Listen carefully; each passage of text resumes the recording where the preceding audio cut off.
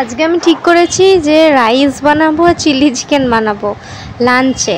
তো চলো তোমাদের দেখিয়ে দিই কীভাবে বানিয়েছি। তো আমি প্রথমে বলে দিচ্ছি তোমাদেরকে, গাজর বিনস নিয়ে নিয়েছি আর এগুলো লম্বা লম্বা করে সুন্দর করে কেটেছি আর কেটে ধুয়ে একটা বাটিতে রেখেছি রাইসের জন্য, ঠিক আছে। আর এখানে আমি দুটো ক্যাপসিকাম নিয়েছি, একটা হচ্ছে রাইসে দেবো কুচি কুচি করে কেটে, আর আরেকটা হচ্ছে চিলি চিকেনে যেমনভাবে আর কি দেয় লম্বা করে কেটে আর মাঝখান দিয়ে কেটে, তো ওরমভাবে আরেকটা ক্যাপসিকাম চিলি চিকেনের জন্য।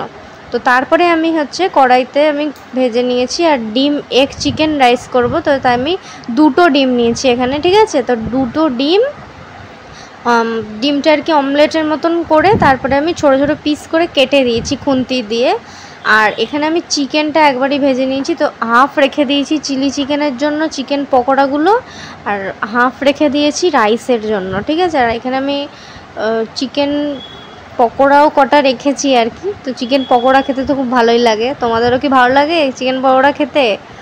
তো চিকেন পকোড়া খেতে তো ভালোই লাগে। তো তারপরে আমি এগ আর চিকেন রাইস করে নিয়েছি, আর রাইসটা তো মানে আগেই হচ্ছে আমার রেডি করা ছিল ভাতটা, তো তারপরে দিয়ে আমি কড়াইতে একসাথে পুরোটা নেড়ে নিয়েছি।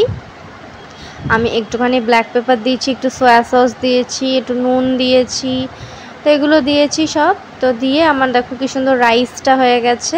আর তারপরে আমি চিলি চিকেনটা করে নিয়েছি, tomato sauce, soya sauce, cornflour, তো চিলি সস এগুলো দিয়ে। আর একটা আমি কাঁচা লঙ্কা চিড়ে দিয়েছি, যেহেতু বেশি ঝাল করিনি। আর পেঁয়াজটাও দেখছেন, পেঁয়াজ হচ্ছে কেটে নিয়েছি, পেঁয়াজ আর ক্যাপসিকাম। তো এরমভাবে আমি এগ চিকেন রাইস করেছি আর হচ্ছে চিলি চিকেন করেছি। কেমন হয়েছে কমেন্ট করে বলবে, লাইক করবে, শেয়ার করবে। আর আমাদের চ্যানেলে যদি নতুন হয়ে থাকো আমাদের চ্যানেলটা প্লিজ সাবস্ক্রাইব করবে, ঠিক আছে। দেখা হবে তোমাদের সঙ্গে খুব শিগগিরই একটা পরের ভিডিওতে, একটা পরের ব্লগে আর কি। তো ততক্ষণ সবাই ভালো থাকো।